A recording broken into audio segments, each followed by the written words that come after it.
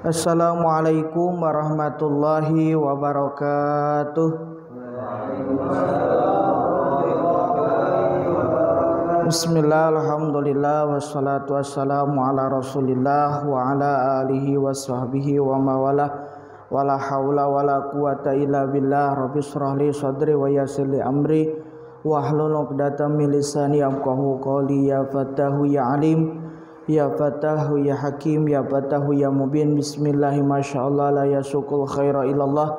Bismillahi masyaallah la yasrifu su'a ilallah. Bismillahi masyaallah makana min ni'matin ba minallah. Bismillahi masyaallah la haula wala quwata illa billahil aliyyil azim. Allahumma faqihna fid din warzuqna fahman nabiyyin wa hifdzal mursalin wa ilhamal malaikatil muqarrabin birahmatikal wasi'ata ya arhamar rahimin. Allahumma faqihna fid din wa alima ta'wil wa alim bin nasi bil hajiyatu karijala wa ala kulli dhamirin yatina min kulli fajin amik. Subhanaka la ilma lana illa ma 'allamtana innaka antal alimul hakim. Qala musannifu rahimahullahu ta'ala nafanallahu bihi bi'ulubihi wa barakatihi wa asrarihi bidharil anqal. Allahumma saqil lana kutuba kullaha.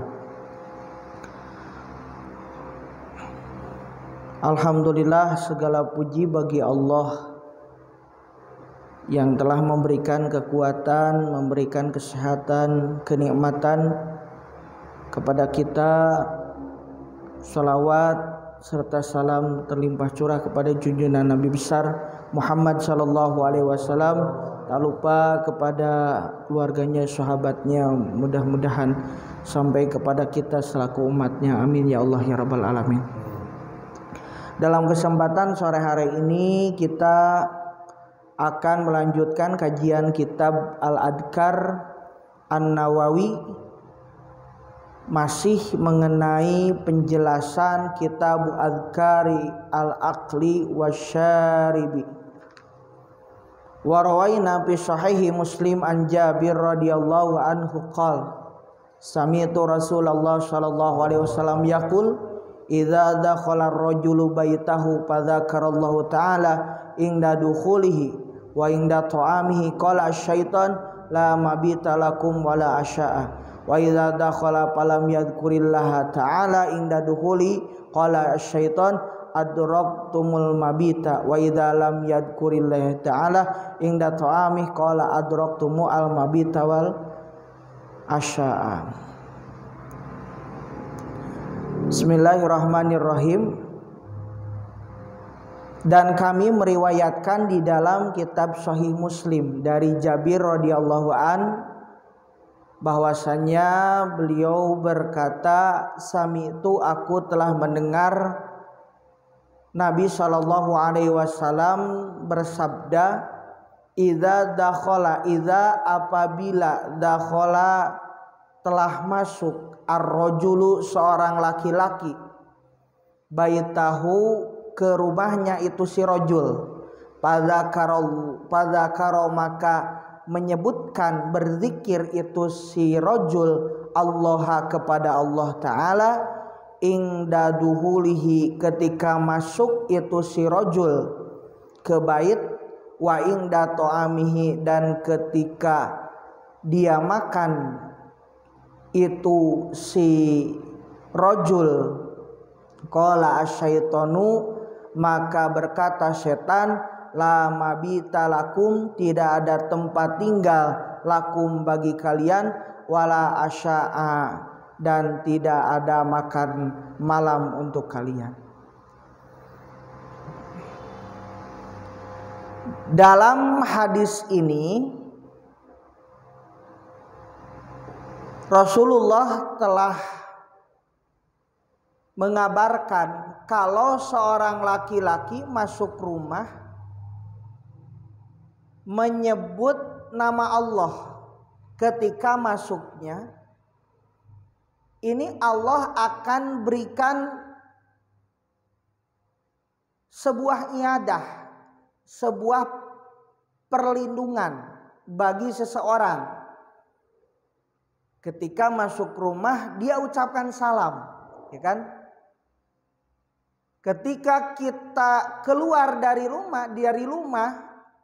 luar rumah masuk, maka mengucapkan assalamualaikum itu sudah dikatakan dia berzikir kepada Allah. Jadi ucapnya masuk assalamualaikum itu sudah cukup. Tapi kalau pengen panjang, assalamualaikum warahmatullahi wabarakatuh. Bahkan itu menjadi berapa? Assalamualaikum 10 derajat.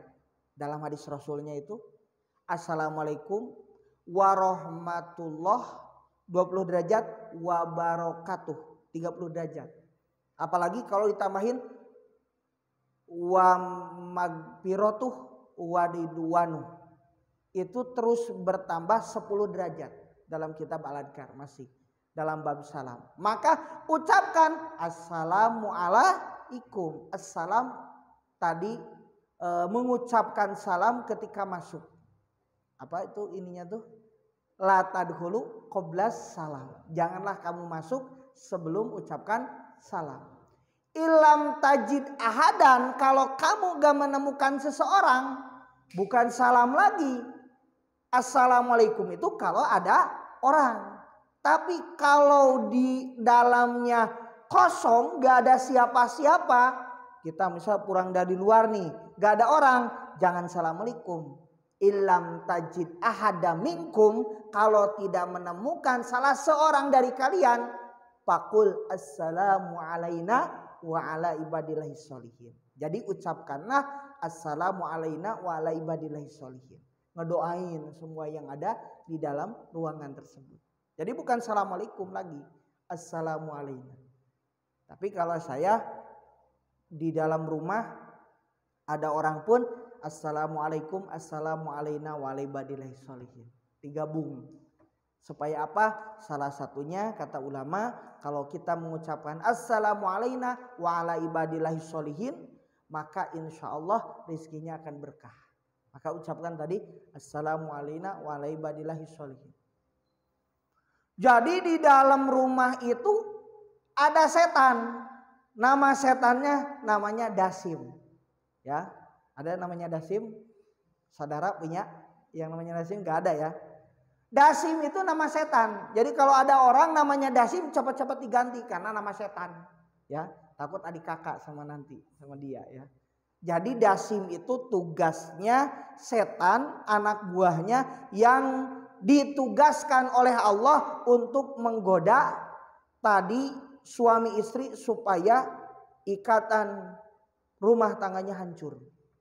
Makanya tugasnya itu biar bercerai. Hawanya panas, ingin berantem, ingin cekcok, itu gara-gara pancingannya si Dasim. Maka ulama telah mengajarkan idza dakhala al-baita, idza dakhalta al-baita, apabila engkau masuk ke rumah, pakro ayat al-kursi, maka bacalah ayat kursi. Bacalah ayat kursi, maka Allah akan menyelamatkan dia, memberikan keamanan dia dari gangguan si Dasim tadi. Baca ayat kursi supaya Allah jaga. Itu ayat kursi ketika masuk rumah. Summakra surat al-ikhlasi. Kemudian baca surat al-ikhlas. Buat apa Pak Ustadz? Surat al-ikhlasnya supaya diberikan berkah rizki. Jadi ayat kursi buat penjagaannya. Kemudian yang kedua apa? Al-ikhlas buat berkah rizkinya. Bagus kalau 3 kali minimal, sekali deh minimalnya. Baca sebelum masuk ya. Kadang-kadang saya suka berhenti dulu. Abi masuk, ntar lagi baca dulu gitu. Itu baca. Bahkan kenapa kalau para ulama, kalau orang-orang dulu mau masuk, dia nggak masuk dulu. Dia baca doa, kemudian ininya dikibas-kibaskan. Karena terkadang ya alam di luar kita sering ikut dari luar, apalagi dari tempat-tempat yang Mungkin kata orang Kuningan sungil, sangat itu dikepruk-kepruk. Badan itu sambil baca tadi doa. Salah satunya tadi untuk itu menghilangkan itu. Maka bacanya tadi supaya dijauhkan dari si dasim tadi baca ayat kursi minimal sekali deh ya. Maka kalau paling ini udah kejauhan udah baca 3 langkah 4 langkah udah baca, biar gak ngejanteng dulu ya, biar gak diam dulu di depan pintu, udah baca sebelumnya. Udah 3 langkah 4 langkah ke rumah udah baca. Ujinnya si dasim. Yang tugasnya buat ngegoda anak kecil beda lagi, bukan si dasim. Namanya umusibyan. Itu setan buat tugasnya apa? Ngegoda anak kecil. Ya bahasa kitanya apa ya? Kalau ngewe gitu kan bahasa kitanya. Lo bahasa orang dulu waktu saya kecil sebutnya orang kampung tuh sanekala. Ya, kan seperti kalau ngewe tuh yang terbang itu, ya itu sebetulnya jin. Namanya umusibyan. Ya, umu itu ibu, sibyan itu anak. Ya, berarti ibunya si anak. Kalau bahasa Sundanya umu itu indung, sibyan itu anak, indungna budak. Jadi kuntilanak gitu bahasa kalau kitanya. Nah itu tugasnya itu merayap. Jadi dia merayap di dinding-dinding ya. Makanya anak kecil kalau nangis kejar dia ke atas, cepat-cepat digesinikan. Diketukan baca auzubillahi minasyaitonirrajim supaya dia jangan ke atas, itu biasanya ke atas. Itu anak-anak kecil, bayi yang tugasnya si umusibyan buat ngeganggu anak kecil. Maka kalau kita misal jemur nih, jemur pakaian, itu kalau udah lewat adzan maghrib jangan diambil. Dia ngikutin tuh. Ya, jemuran. Jadi kalau misal Pak Ustadz kan belum kering nih. Makanya kalau di orang kampung tuh suka ada pamoyan. Jadi di luar itu dia ada sejenis kawat yang digindukan ataupun jemuran di luar. Jadi khusus jemuran basah belum dimasukkan kan. Sukanya begitu. Itu tuh biar nggak ini. Kecuali kalau belum ada nih, belum ada maghrib masukin dulu. Tapi kalau ke maghriban, aduh ke maghriban lupa nih, baju belum diangkat. Ya, itu biarin aja di luar. Tadi dikesampingkan yang terlindungi dari hujan. Ya, jangan dimasukkan. Nah dia suka ngikut si umusibyan. Jadi kalau bapak ibunya yang ganggu jinnya namanya si dasim, jin dasim. Kalau anak-anak diganggunya sama umusibyan. Nah, yang suka ganggu. Di WC beda lagi, yang suka ganggu air, ya, setan wahan. Itu nanti ada di kitab apa namanya Nasyil Ibad ya. Di Nasyil Ibad juga ada itu anak buah setan, tugasnya masing-masing. Itu tuh kan kita kan pakai air jebur kan gitu. Nah, itu salah satunya tadi. Makanya kan tadi harus baca doa ketika masuk WC, Allahumma inni a'udzubika minal hubusi wal khaba'is, supaya itu hubusi itu setan laki-laki, wal khaba'is setan perempuan, supaya dilindungi.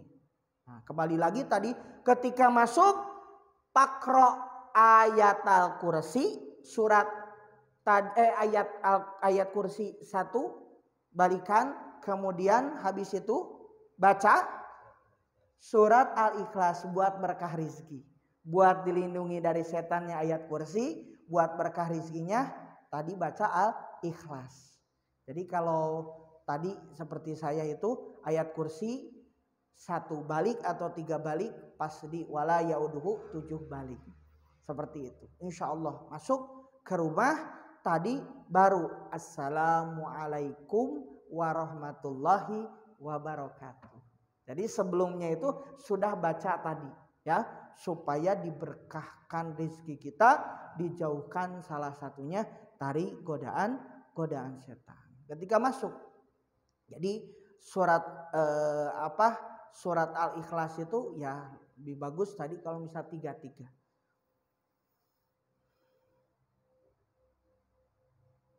Wa inda ta'amihi, ketika makan juga sama. Maka tadi ketika makan Allahumma barik lana fima razaqtana wa qina adzabannar. Ya, itu sudah baca menyebut nama Allah. Maka ketika seseorang membaca, ketika masuknya baca doa, ketika itu pun baca doa insya Allah dijaga. Ya kadang-kadang begitu ya, anak-anak istilahnya kadang nangis tiba-tiba. Kalau rumah tangga hawanya tuh panas, berantem aja hawanya. Itu tadi salah satunya kita tidak pernah baca doa ketika masuk rumah. Ya, baca doa, biasakan taklim. Itu untuk apa? Tadi untuk meredam. Saya kalau misalnya ada privat, ada orang dari luar, saya baca. Pak sebelum privat kita baca taklim dulu Pak, baca dulu. Jadi keuntungannya bagi dia bisa baca taklim walaupun belum paham, bagi kita pun juga punya keuntungan. Rumah kita dibacakan taklim dulu walaupun kita mau ngaji privat kitab misalnya, tapi tetap Pak kita baca dulu gitu. Nanti di rumah ada sendiri, saya, istri, anak-anak, walaupun anak mondar-mandir baca saja. Jadi ceritanya itu ada seorang ada keluarga yang mana ini di satu negara ya, di luar Indonesia. Pernah ada orangnya datang ke Indonesia. Jadi satu keluarga itu diberikan ujian oleh Allah. Tadi istrinya sama anak-anaknya belum bisa taat, belum soleh. Jadi anak-anaknya punya anak 12. Itu semua jadi pelacur anaknya. Yang jadi itunya, jadi tukangnya, gerboknya siapa? Istrinya. Coba bayangkan. Akhirnya dapat hidayah lah si bapak itu.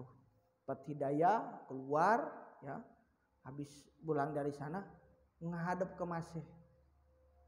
Bagaimana nih istri saya bukan di luar, di rumahnya sendiri dijadikan tempat begitu.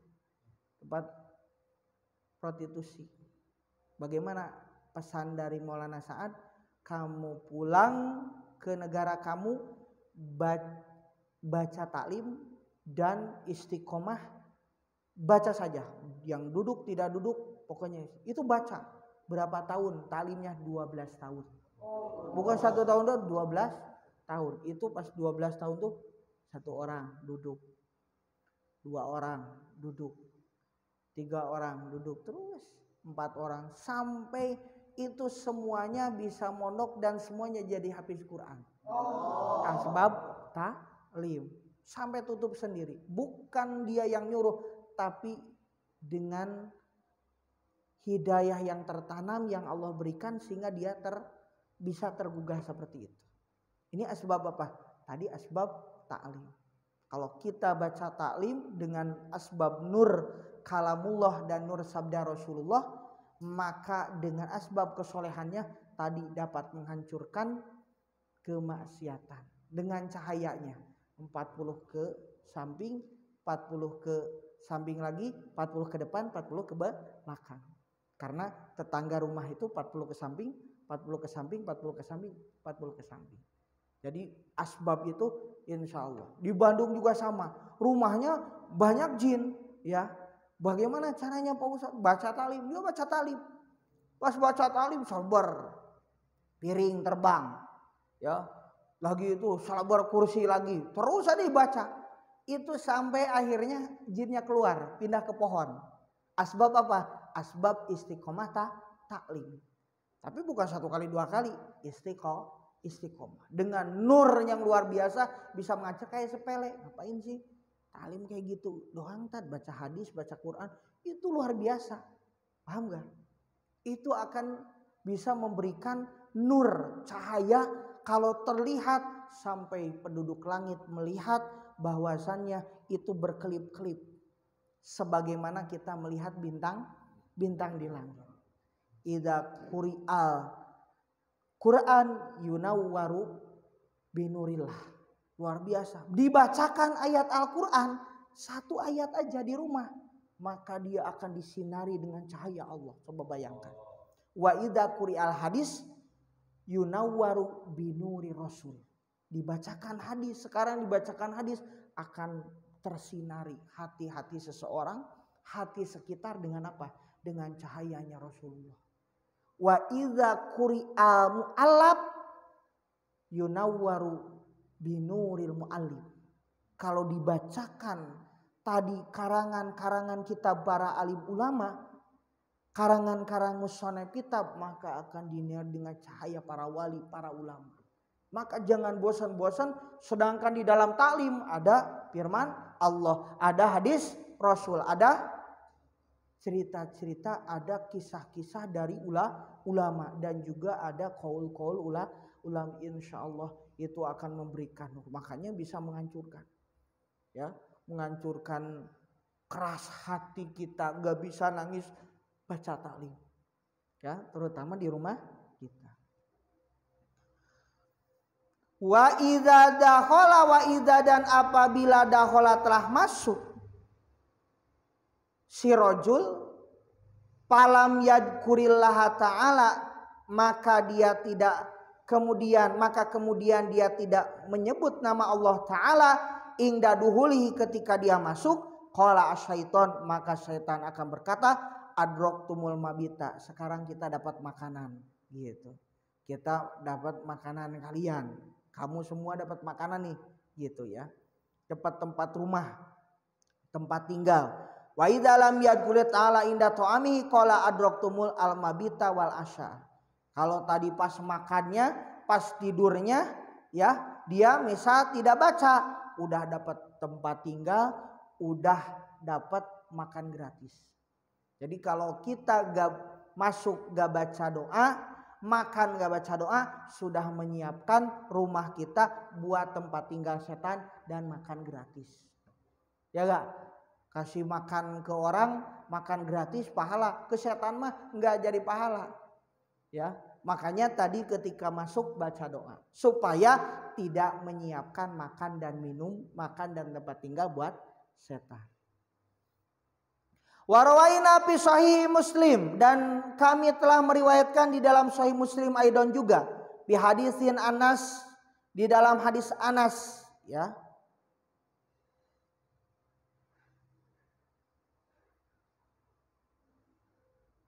Lama dahu Abu Thalhah wa Ummu Sulaim lit ta'am, tatkala telah memanggilnya Abu Thalhah dan Ummu Sulaim, ya, untuk makan. Qala, kemudian berkata, summa qala Nabi sallallahu alaihi wasallam, kemudian Nabi bersabda, i'dan li asyaratin padina lahum padakhalu, maka mengizinkannya Nabi lahum kepada mereka, li asyarah tadi, padakhalu, kemudian mereka masuk.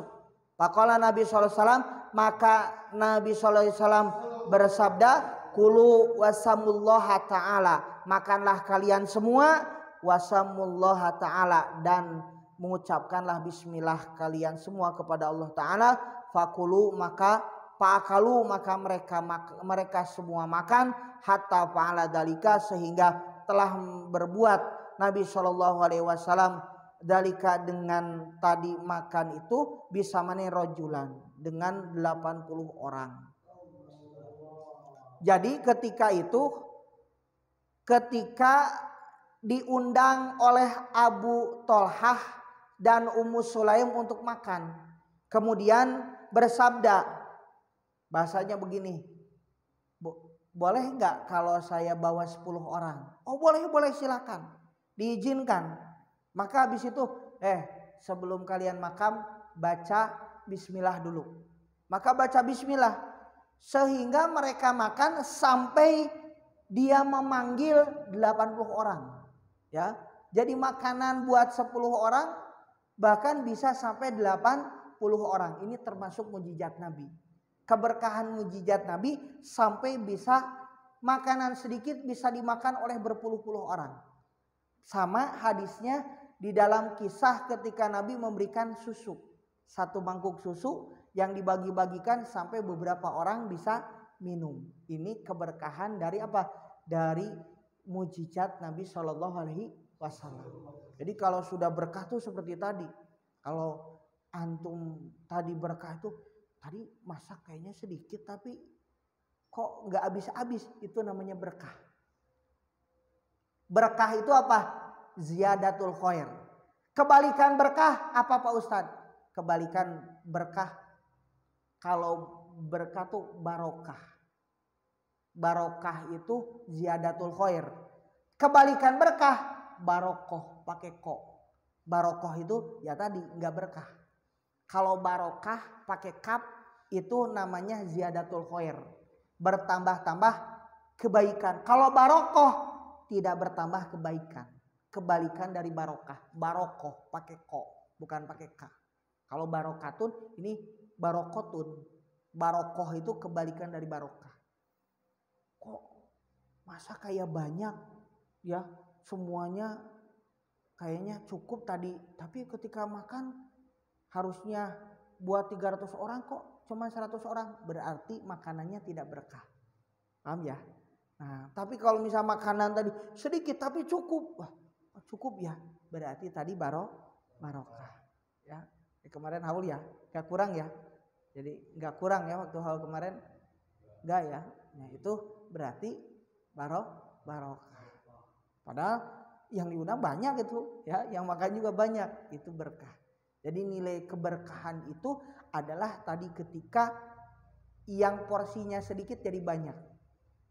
Antum kata Rasul ketika makan satu piring dimakan bisa dimakan buat 2 orang. Porsi 2 orang bisa dimakan 4 orang. 4 orang bisa dimakan 8 orang. Dapat terus. Akan nilai keberkahannya akan lebih banyak. Ya kalau sendiri-sendiri kan sedikit ya. Coba lihat, kadang-kadang nasi kebuli kita sama Habib nih, itu nasi kebuli biasanya buat antara 10 orang lah. Idealnya itu 10 orang.